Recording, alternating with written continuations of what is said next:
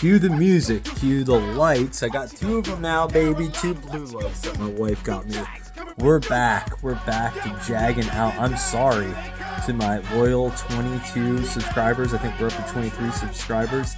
I am late on my post game for the Jets this week because I can only describe surviving what was the plague of Duval.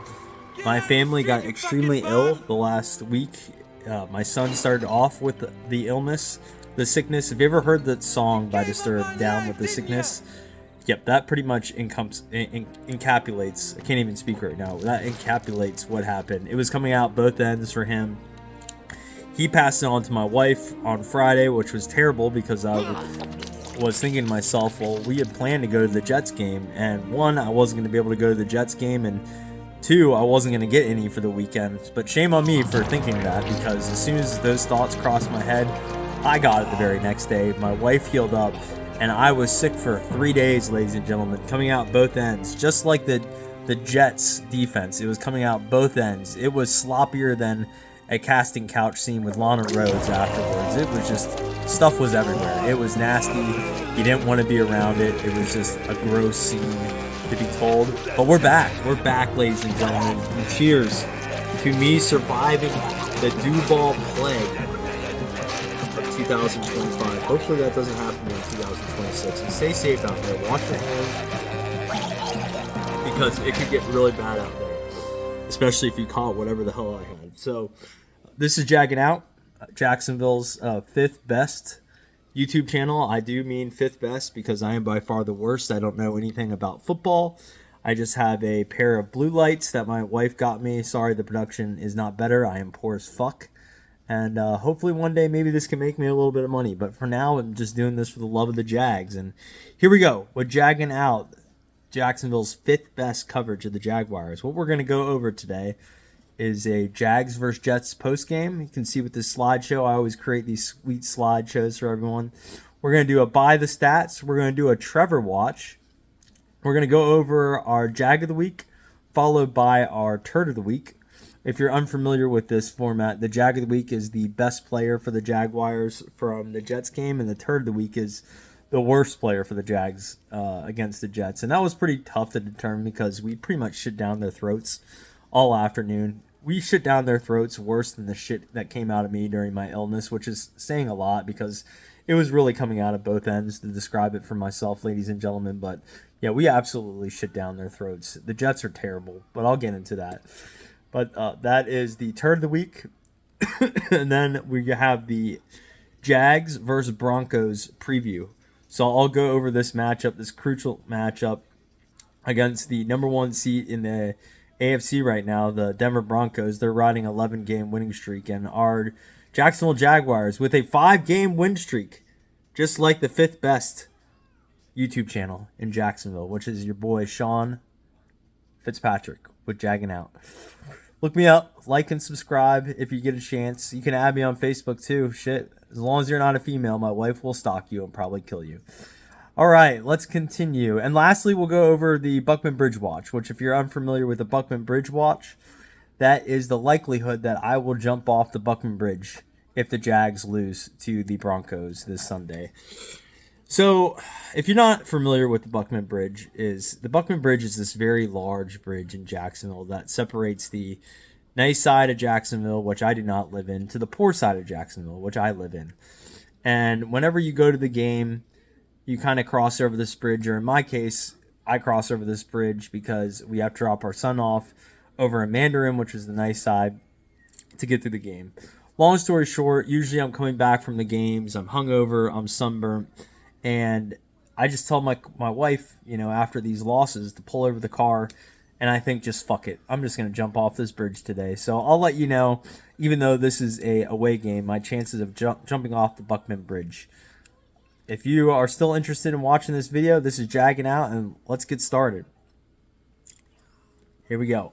So we're going to start off with, what do all of these images have in common? So, yes, just bear with me here after I take a sip of this beer.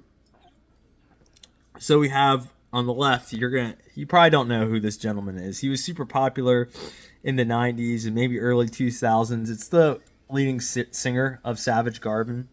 His name is Darren Hayes. They sing that song, I'll be your wish, I'll be your dream, I'll be your forever baby. I'm not going to sing it because I'm dog shit at singing. Even worse at singing than I am at analyzing football.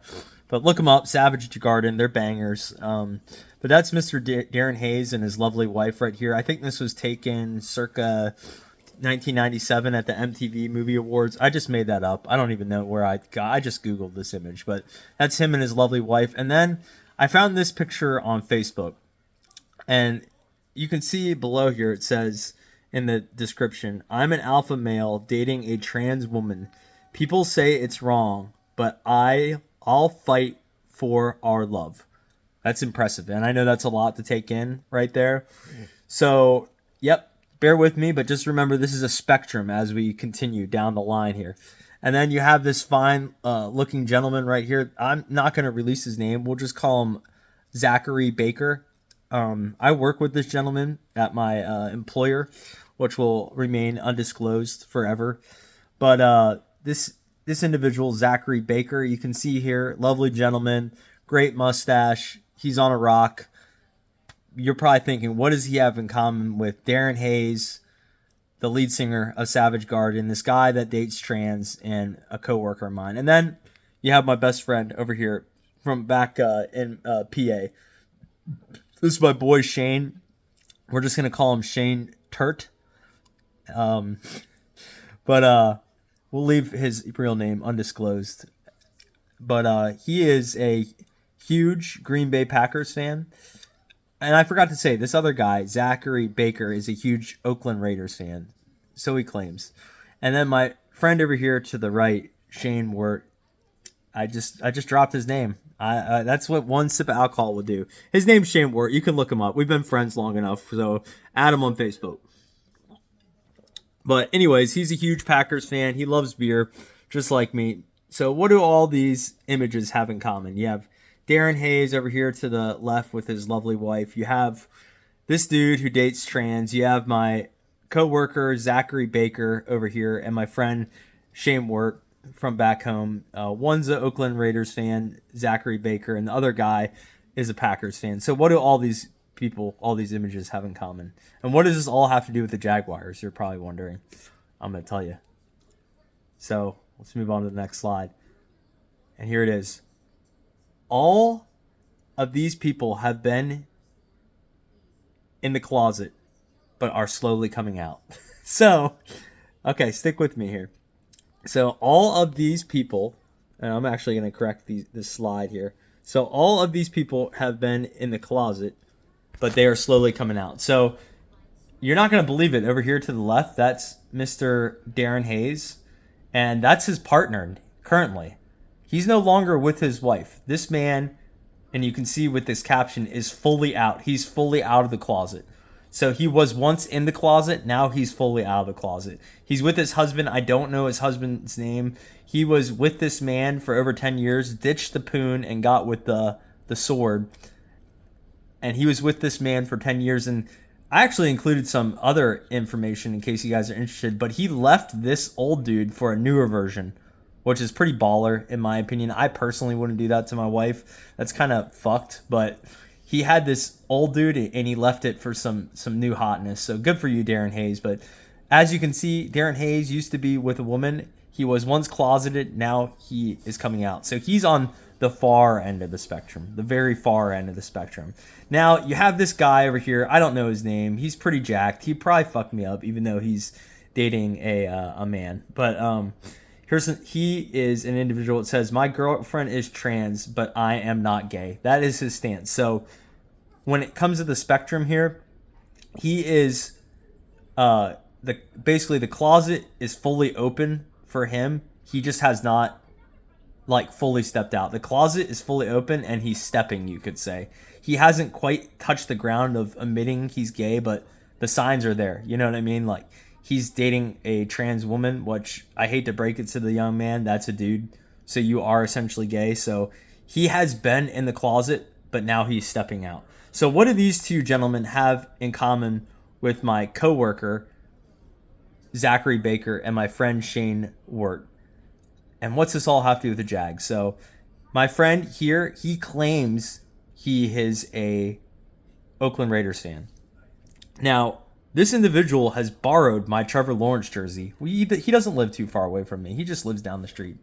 And he hit me up, hey, Fitz, can I borrow your jersey? And I'm a good dude, so I pretty much do anything for anyone. And so I was like, sure, pull up. I give him my Trevor Lawrence jersey that my wife got for my birthday. And this guy has, called Trevor Lawrence mid ass and all that, but yeah, he is rocking a Trevor Lawrence jersey. He's an Oakland fan. He's going to the game, and I was like, cool, all right, that's a change of pace for him. And I texted him after the game, did he have fun? And he was like, yeah, it's a good time. And he said, I'll give you your jersey back. We work together. We don't see each other often, but he's like, all right, we work together. I'll give you your jersey back. Next day rolls in. He's like, oh, that was fun. Maybe I'll go again. Didn't bring my jersey. So the signs were starting to be there. You're kind of getting where I was going with this. He may claim that he is an Oakland Raiders fan, but he is a closeted Jaguar fan. He's a closeted Jacksonville Jaguar fan. And you can see on this caption right here, it says the closet door has been opened for him. And what I mean by this is this man has been to more Jaguars games this season than me. And he is an Oakland Raiders fan. And he refuses to give back my Trevor Lawrence jersey. It's always something, oh, I forgot it, or I'm getting it dry cleaned for you. It's all right, buddy. You can just come step out of the closet and just admit you're a Jaguar. I will let you keep the jersey if you just admit and switch your allegiance. I will have you on this show if you would like, my dude. But as you can see, he's a little further down on the spectrum here, so he hasn't quite came out of the closet. He's not fully a Jaguars fan, but he's well on his way to getting there. So the closet door for him has been opened, but he hasn't taken a step, you could say. No step for him. And then lastly, you have my friend Shane Ward. And these are both text messages I have from these individuals. You can see here the Zachary Baker dude. I blurred out his name just for the sake of confidentiality for him. And you can say he even sent me a text at the last game with a Duval. That's crazy work, man. Is he a Jags fan? Probably. He just doesn't know it yet. And then over here you have my friend Shane Ward, who has been the biggest Jags hater I can think of. Just slanders the Jags, calls them crap. He even had the audacity to draft Trevor Lawrence in our fantasy draft in like the 7th round just to spite me so I couldn't have him. But that was even a sign. Like, the sign was kind of there. Like, why would you draft Trevor Lawrence? You know what I mean? Like, why would you draft this dude? So he, at the end of the day, I would say, there was a sign there. And then it's fully starting to come to fruition now, because if you look at this text message, so this was after the Jets game, and my brother wrote him. This is a group chat I have between me and my brother and this dude. And my brother wrote, "What's your honest take on the Jags, Shane?" And he wrote, "After Sunday's performance, I would say they have a legitimate shot to make the AFC championship." Then he wrote, "Barring injury, they're relatively unscathed and had some solid weapons, and as always, argue is very important. They have depth for once, with Tootin being a great spell to ETN. Green Bay's stock fell considerably. Lost another key lineman, plus Parsons. Got to play the Bears. At this point, I think the Bears will find a way to win the North. Packers will be wild card and out. A healthy Jags team can definitely go the distance." This man is saying they're going to go to the Super Bowl. Sean, and then he wrote, "Sean, have you had a heart attack over my comments?"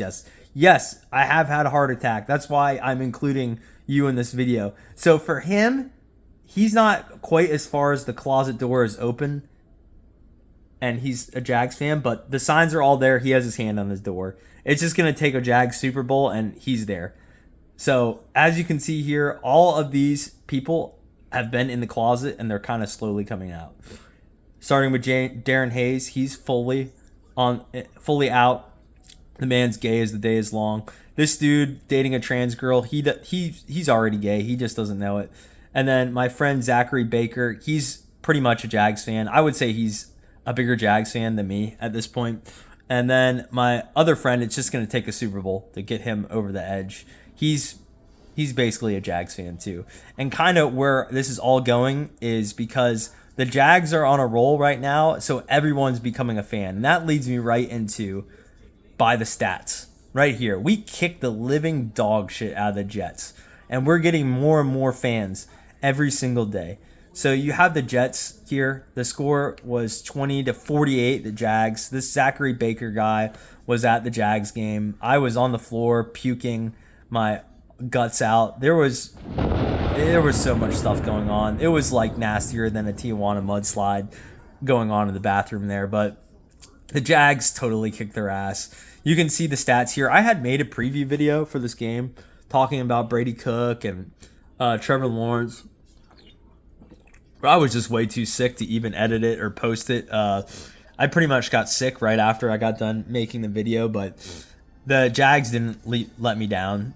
Trevor Lawrence had a career day. We'll get into him in a minute. Brady Cook, it was his first start.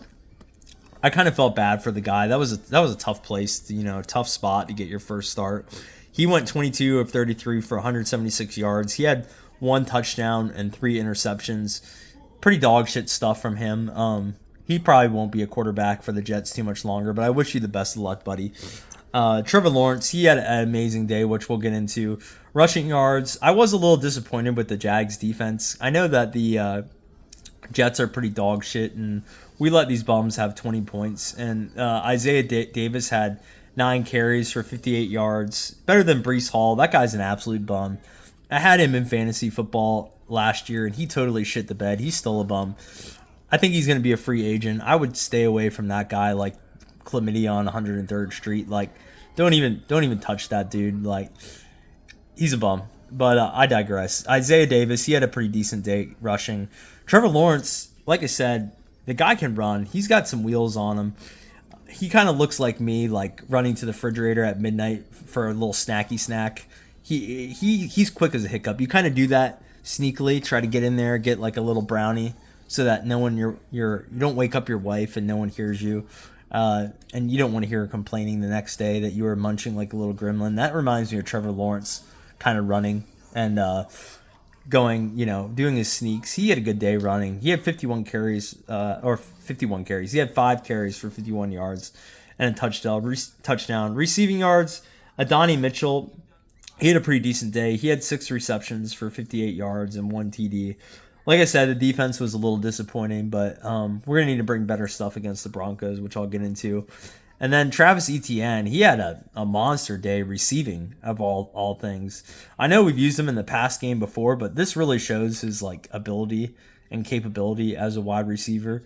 3 receptions for 73 yards and 3 touchdowns. That's incredible. And some of the catches that he was making, he was laying out for the ball.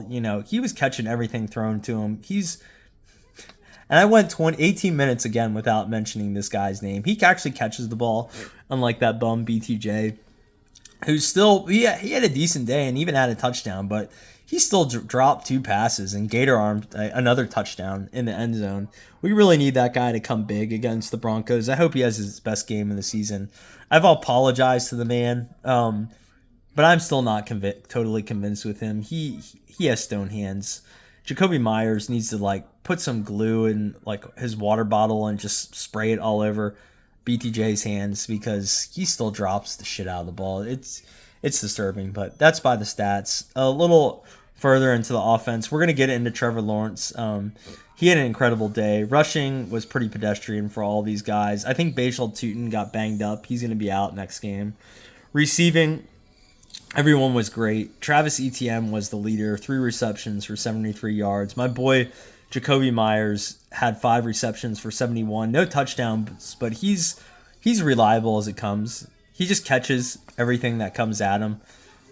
Kind of, I just squeaked there a little bit because I had a pretty good joke, but I kind of sound like a 13-year-old going through puberty. He catches everything coming at him, kind of like Mia Khalifa in any porno video that she's ever been in. She just catches everything that's coming at her. But Brian Thomas Jr., he's an enigma, this man. I glazed this guy up so much last year. If you would see my group text that I had with my brother and my friend, I spoke this man's name so much. Every other sentence or every other conversation I mentioned Brian Thomas Jr. It's almost embarrassing. If I could go back and look at my text messages, I would personally slap me. I've made a lot of mistakes in my life. Like I said, I continue to make them on a daily basis, on a weekly basis. I screw up a lot, but I've never made a bigger mistake than keeping Brian Thomas Jr.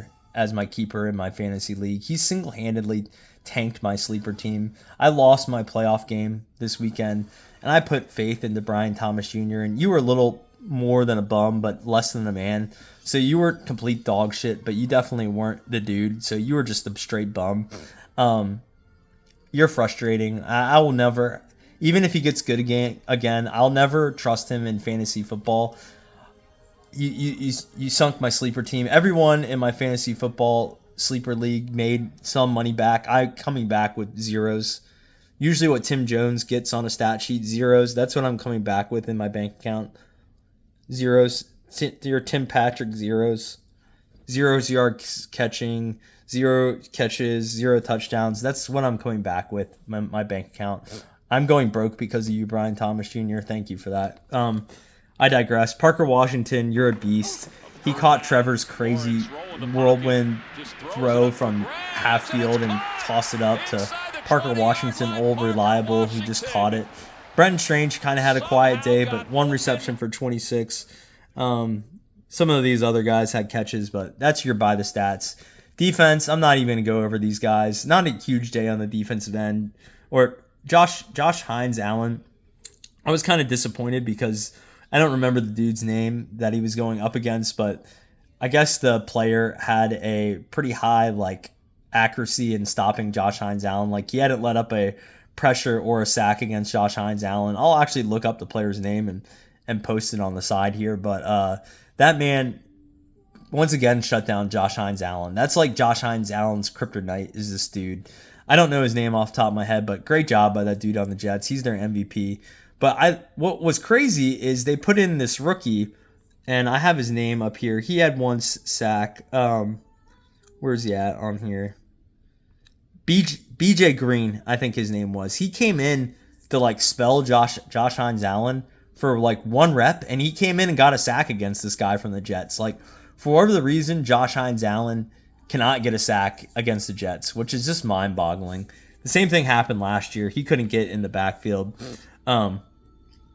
Yeah, it was a bad one for Josh Hines Allen, but I'm not gonna say a bad word about Josh Hines Allen. He's a dog, and he's also a beast, along with my boy Devin Lloyd. Devin Lloyd also had a quiet game, but I think Devin Lloyd just being on the field alone with his juiced up arms, that guy is definitely on fucking steroids.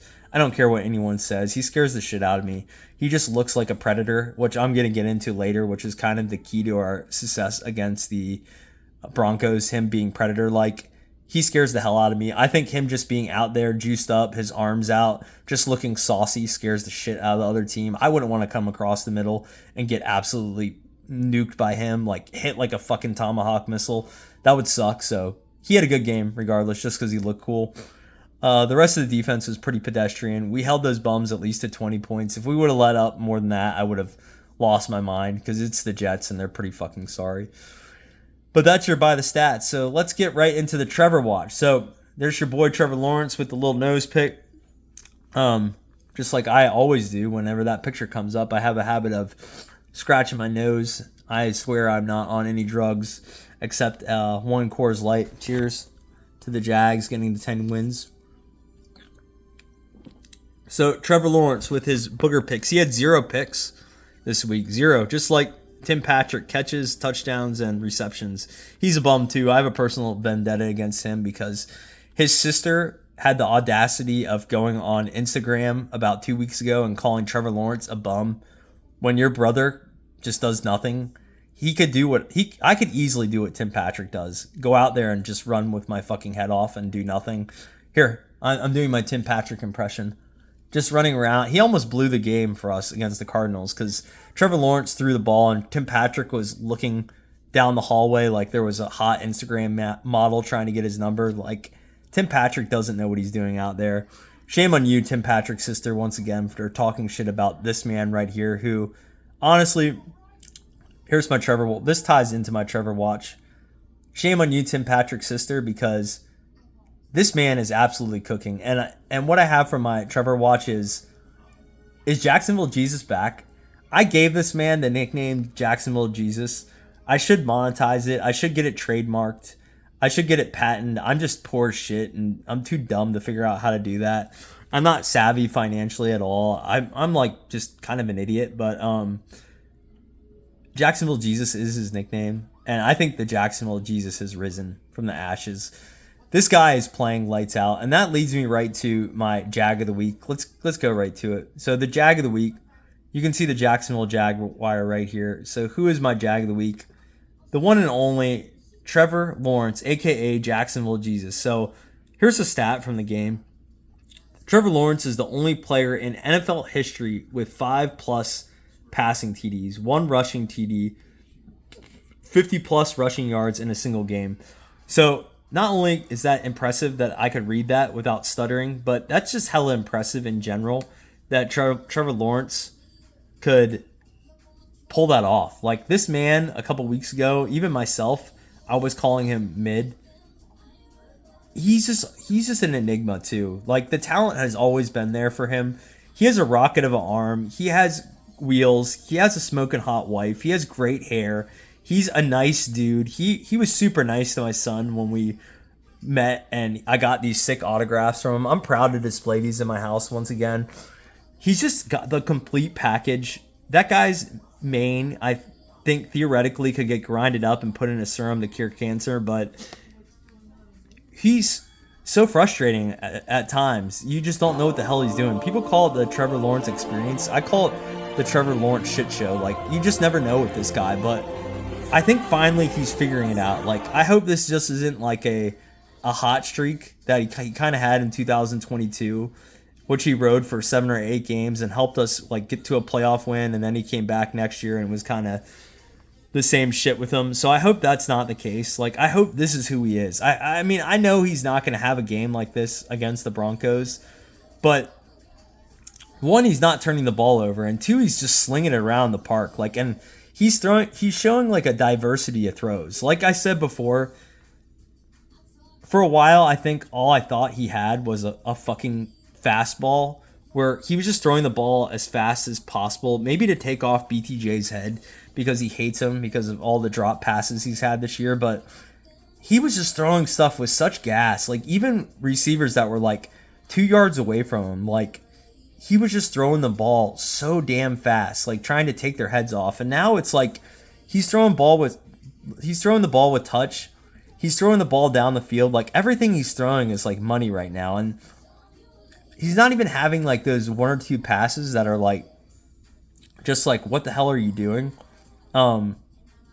It's just like it's everything's working right now, and I hope this continues because we really need this man. The whole team, the whole success of the Jaguars organization rides on this dude. Like, there's so much money put into him. I couldn't even imagine the pressure put on that man. You know, like I couldn't handle it myself, honestly. But he seems to be like finally stepping up and taking that next step. And we all knew the talent was there. Like, maybe he's just putting it all together and he's understanding Liam Cohen's game plan, and it's finally coming through, and we have a competent coach. We don't have Urban Meyer, was staying behind in Ohio and touching young women's rear ends, and he was looking for a tight end and he found one in Ohio. And he doesn't have Urban Meyer, who was kicking the kicker literally before warm-ups, and he doesn't have Doug Peterson, who refused to fire Press Taylor, who is such a dog shit play caller. Liam Cohen, Mr. Duval himself, is calling like some cool ass plays. Like, I don't know shit about football, but there was a play where like ETN or maybe it was Tootin, like they faked a handoff and it was play action, and instead of coming around the outside, he like went through the line. I don't even know what you call that, but it was like such creative play calling, and Trevor Lawrence saw him, and that guy was wide open. Like, we look like a competent NFL team. People are like running wide open, which you see all these other teams do, but you never saw in Jacksonville. So Trevor Lawrence doesn't have to like fit the ball in like super tight windows, which is just super great for this guy. We need to have a team, built around this dude. I apologize. I've been talking a lot, and I haven't been drinking a lot. So my throat's getting a little scratchy. Cheers. But, yeah, I think this guy is here. Jacksonville Jesus is for real. If someone ends up stealing that nickname for him and it becomes popular, I'm going to be extremely pissed, but that would be the story of my life and kind of fits with the theme of it. I digress, and let's continue. So our turd of the week. So it's really hard to pick out a turd of the week when you have such an outstanding and phenomenal week like we did against the Jets. Like, who possibly could be the turd of the week? And it's not even BTJ. He was okay. Still not enough to help me win fantasy. You're a bum when it came to that all year. Absolute big pile of shit. So who could be worse than BTJ? Right here. This is your man. Dyami Brown. And I don't even know if I'm pronouncing that right. And I don't even care if I'm pronouncing that right. And I have a special guest to show you how I feel about Dyami Brown. Take it away, Jeff Goldblum.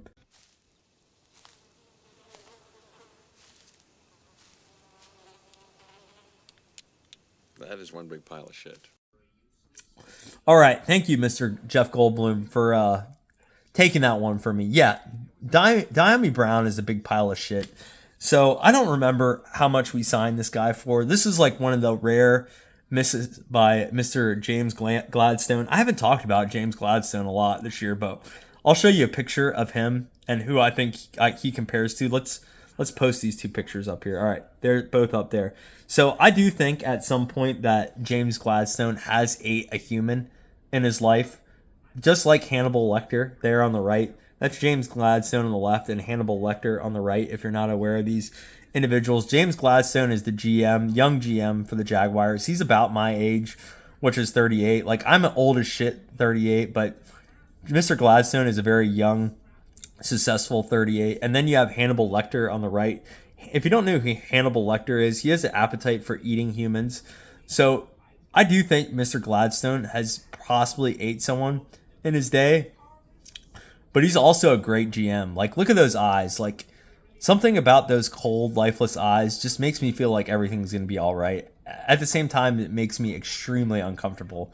I would not want to be, like, stranded on an elevator if the power went out with that guy. Like, surely after 2 hours, like, he wouldn't be calling for DoorDash. It would be my leg, which I would gladly donate to him if it would help the Jaguars win a Super Bowl. But I digress. Back to Dyami Brown. He's the rare miss of James Gladstone. Maybe Mr. Gladstone ate some bad human liver that day, or like maybe he ate some shitty meat. Like, I couldn't imagine my meat would taste good because it would be old and decrepit, but maybe he just had it off brand and then he was like, shit, I'll sign Dyami Brown. Like, we got this guy, I think, on a 1-year contract. He's been a bum.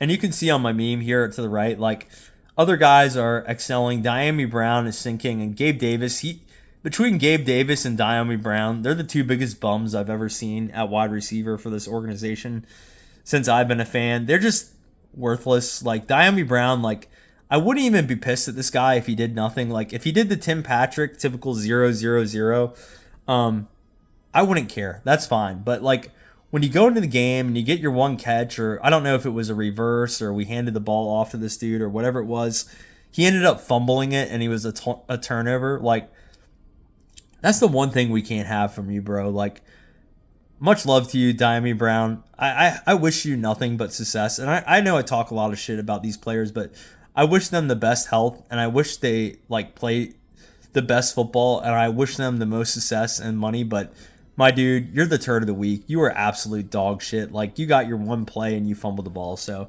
you're the turd of the week. And thank you, James Gladstone, for not eating me. All right, let's move on. So, okay. All done with the Jets. Great win. That was by far maybe the best Jaguars game I've ever watched. We totally dominated those dudes. I wish I would have went to that game because I got sick. I'm still kind of like recovering from it. I have a little bit of a sore throat as I have been coughing a little bit in this video. But I missed that game because I was sick and ill, which is just very upsetting. But the only thing that's really been uplifting me through my sickness is the Jaguars. I think I would have died on Sunday of this illness if the Jags would have lost. Like, maybe that would have just been like the turning point where I just would have been like, fuck it. Like, I would have stopped hydrating and just been like, oh, I can't make it. The Jags tortured me to death. But no, they won. And thank God for that. And they're really getting me through, like, a bad weekend and kind of a rough week. So let's go over a game preview for the Broncos. So we have Mr. Trevor Lawrence here. They're going out to Mile High Stadium. I think it's still called that. The Jaguars are 10-4, and the Denver Broncos are 12-2. And you have Bo Nix is their quarterback. So as I normally do with all my preview shows, which we're kind of combining both in a special video today, is I go over the quarterbacks first. So let's go over these two. All right. So quarterback comparison. So, all right. And this is a neat stat, I thought. The Jaguars and Broncos don't play a lot, but the Jaguars and Broncos are 5-5 in their last 10 meetings. I think the Jags used to be in a division with the Broncos. I don't know. I've only been a fan since 2018, so though I have a deep love for the Jaguars, my in-depth knowledge of the history of this team is kind of limited. But they're 5-5 in their last 10 meetings, and even more remarkable is these quarterbacks are so much alike. They're about the same age. Bo Nix is 25. Even though it's only his second year in the NFL, he's one of those dudes that stayed in college just for the end of time. I think he was there for like 6 years, which is incredible. That kind of reminds me of Tommy Boy. He was in college forever. If this dude wasn't an athlete, his father would be like, this guy's a complete dumbass staying in college for 6 years and wasting my money. He would be the Tommy Boy, A but lot of people go to he college was an for athlete, 7 and I think he years. bounced from like Auburn over to Oregon, if I'm correct. And now he's his second year in the NFL, and he's pretty darn good. Like, I'm not going to talk a lot of shit about Bo Nix. That's a lie. I'm about to in these next two slides, but you can see his stats here. He has 3,256 yards passing this year, which is good for ninth in the NFL. He has 23 TDs, which is tied for fifth in the NFL. He does throw some picks. I'll give him that. He has 9, which is tied for 23rd in the NFL. So not a crazy amount of picks. He has less than Trevor Lawrence. He's been pretty turnover prone except for the last few weeks. And then his QBR is kind of right in the middle at 59.1. And then you can see Mr. Trevor Lawrence's stats are very similar. So Trevor Lawrence has 3,210 yards passing, 23 TDs, a little more interceptions, and a little lower QBR rating, which is 51.8. But Trevor Lawrence is a slightly better rusher, but they're both willing runners of the football. So if you look here, I have their rushing stats below. I really went all out on this slide. This is fine analytics right here. If all my slides were like this, the show would probably be legit, but it's not. Trevor Lawrence, he has 6 rushing touchdowns, and he's rushed the ball 66 times, which Bo Nix is remarkably almost done the same, 62 times rushing. He only has 4 rushing touchdowns, and he's just they're basically like the same dude statistically. Like, say what you want about these guys. I've called Trevor Lawrence a little mid. He's playing a way better than mid right now, but I would say both these guys hover around like the 10 to 15 mark for quarterbacks, and on their best days, they're easily a top 10 guy, but people would argue against that. But they're both pretty decent starting level quarterbacks in the NFL, and they're both on the rise. It could be argued. It actually can't even be argued. It's a fact. Both these guys had their best NFL career games last weekend. Trevor Lawrence had a 6-touchdown game, and Bo Nix had a 4-touchdown game against the Packers. Now, people are going to shit on Trevor Lawrence saying it was against the Jets. Who cares? That's just great, having 6 total touchdowns. It's never been done in the NFL. Like, you saw that stat. Five throwing touchdowns and 1 rushing touchdown is incredible. And Bo Nix had 4 touchdowns against a pretty damn good Packers team. So moving on from that, I don't measure quarterbacks just by stats. I analyze them by other metrics, which if you watch my videos, you'll come to know. I first start off with hair. Which quarterback has better hair? So if you look here, you have Mr. Trevor Lawrence. Actually William Trevor Lawrence. That's his actual name, believe it or not. I like Trevor Lawrence better. You have him over here to the right. Well, and then you have Bo Nix here to the left. Let me take a sip of this beer. I have to every time I see that hair. It makes me want to drink. I just get frisky looking at it. So, I've described Trevor Lawrence's hair a lot since I've done the show. Trevor Lawrence's hair can only be described as the man of Seabiscuit. It is silk. It's nectar of the gods. If you grind that stuff up, it would taste better than any beer. It's soft. You know what I mean? Like, it just flows too. It's nice. You can see in this picture that when they filmed that, like, they asked Trevor Lawrence, they're like, come on set. And then they didn't even have lights. That's just the natural glow coming off of Trevor Lawrence's hair. Believe it or not, that's natural glow. Like, I have to get glow from these lights in order to, get my hair presentable. Trevor Lawrence doesn't need that. That's just glow from his hair. That's what's going on in Trevor Lawrence's hair. Now, Bo Nix, this guy gets his hair cut at Supercuts. It's fine. You know what I mean? I used to do that too before I started cutting my own hair.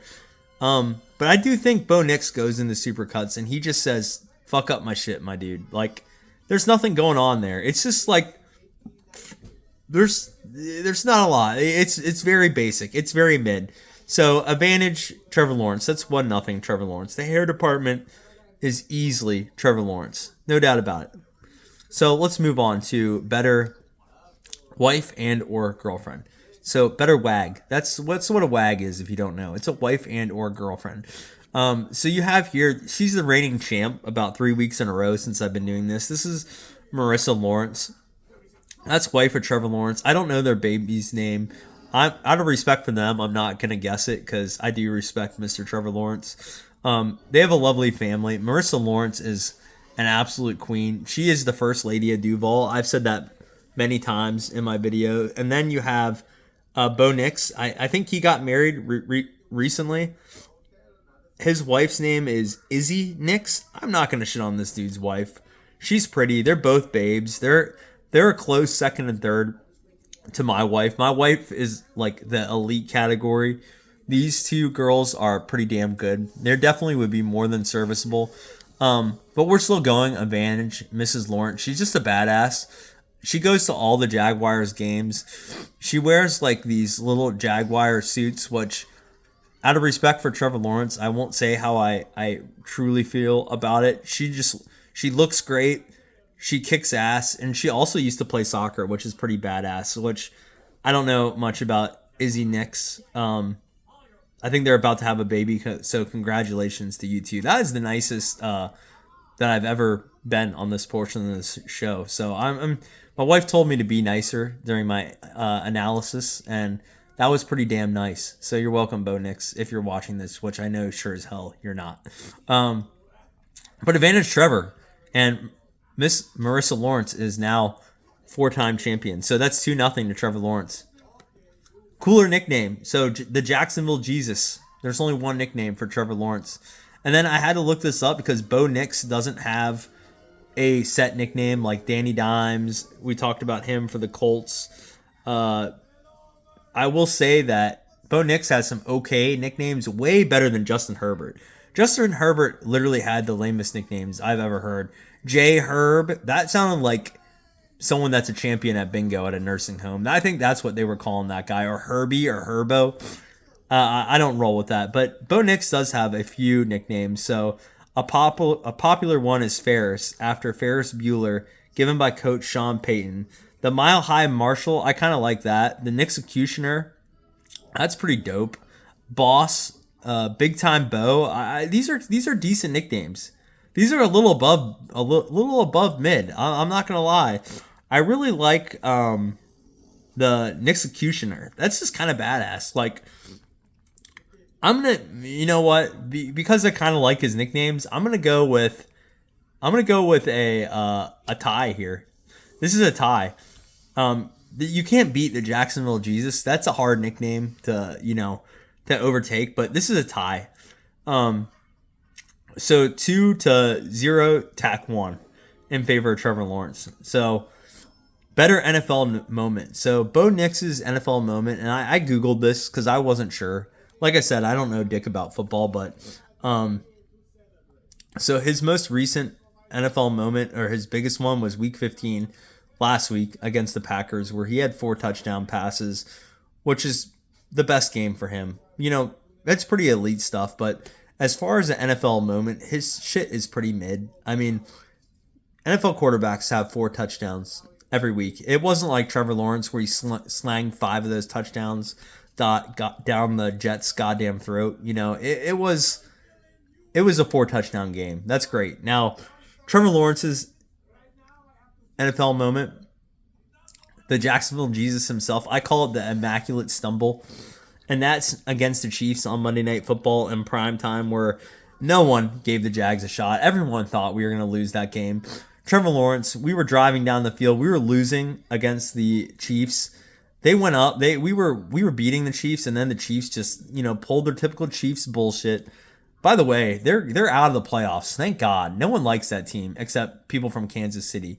They're universally hated. I won't say I definitely didn't celebrate Patrick Mahomes getting his knee torn. You have to be a sick fuck to do that. And a dude I talked about earlier in this video, not named Zachary Baker, the other dude, Shane Wart, he celebrated this dude's injury, which is just sick. Don't celebrate someone getting injured. I would never even do that. I talk a lot of shit, but I would never celebrate someone getting injured. That's just disgusting. But I'm sure as hell glad that the Chiefs aren't playing or aren't playing in the playoffs. And I'm sure as hell glad that Patrick Mahomes and Andy Reid and all those bums aren't going to have any more success. I think this is the end of their dynasty, and especially Travis Kelce. That dude's kind of whack. He needs to just ride off into the sunset with Taylor Swift and just get the hell out of here. He's annoying. He even sucked in Happy Gilmore too.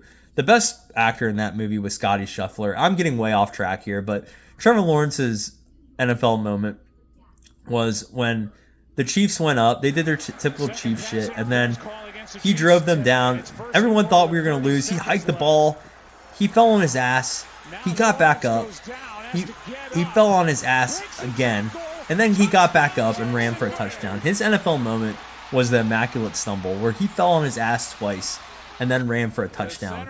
It doesn't get more badass than that. That is a sick NFL moment. That will be remembered for a long-ass time. That will be played in Duval till the end of time. That might be one of the single-season greatest moments in Jaguar history. And Trevor Lawrence, he's just continuing to have signature moments, bringing the Jaguars back from his horrible first half against the Chargers and then beating them in the playoffs. That was another great moment.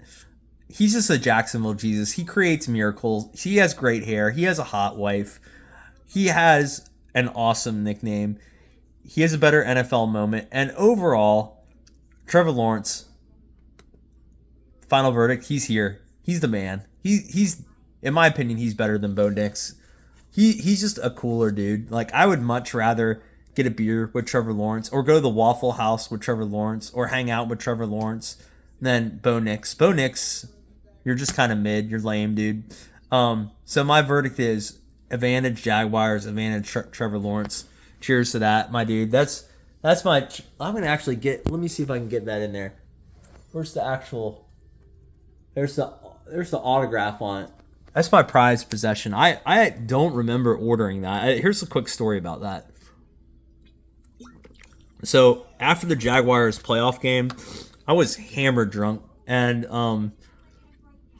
I just was ecstatic. And we were at the game, me and my wife. It was a frosty 56 degrees outside in Jacksonville. We were cold as shit. We were about to leave that game. We ended up staying.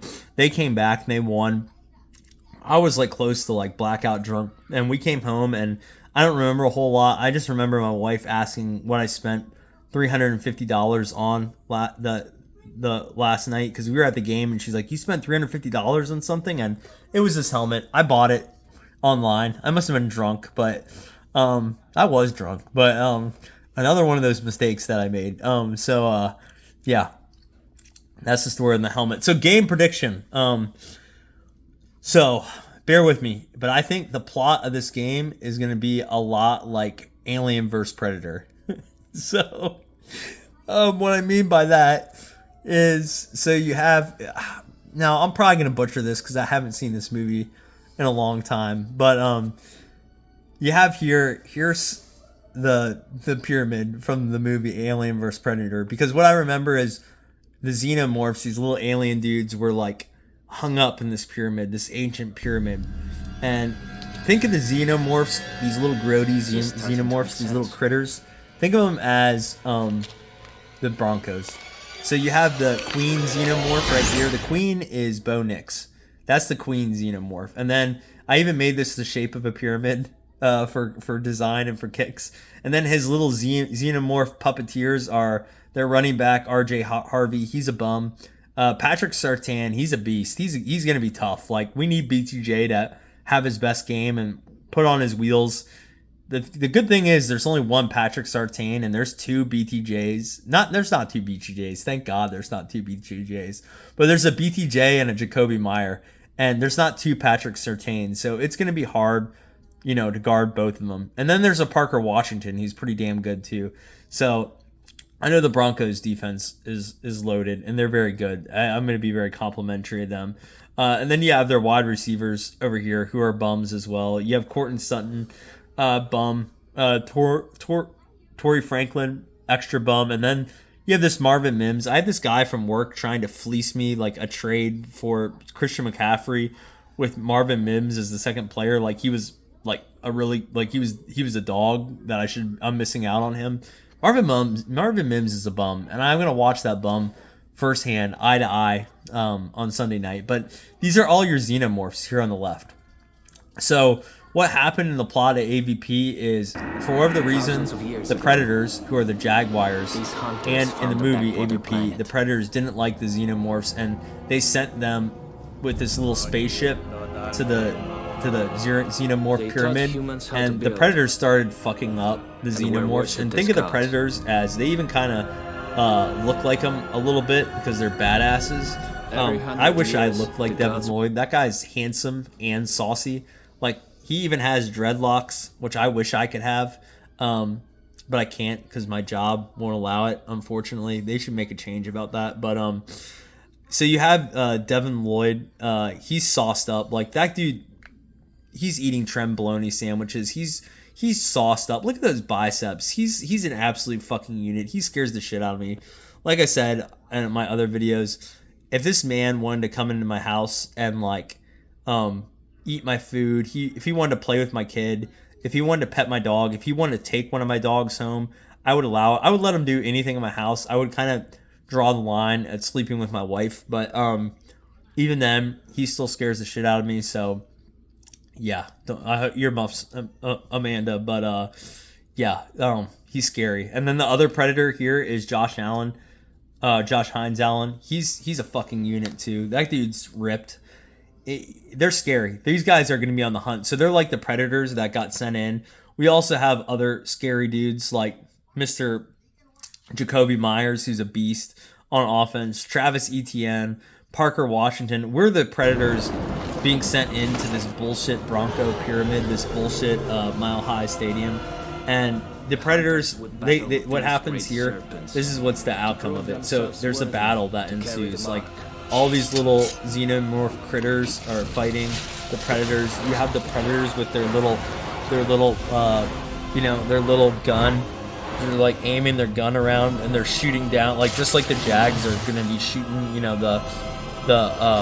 the Broncos with their little and targeting it. And yeah, that's happening. And then there's this big fight. And just think about that, but in football terms. And here's the end. What's gonna happen? The Jags are gonna take them down, and they're gonna rip out their fucking skulls out of their head. So this is Devin Lloyd. You can see this. He's ripping Bo Nix's skull, including his spine, right out of his body. knowing Devin Lloyd, I don't doubt this happening. And so what I think is going to happen is they're going to go down as well, kind of like the horse from the Never Ending Story. You don't remember, kids, close your eyes. That's like the horse sinking and drowning from the Never Ending Story. And Atreyu's trying to pull him up. That's like Sean Payton over here to the right, trying to pull up the horse from dying. But I think we're going to put him down.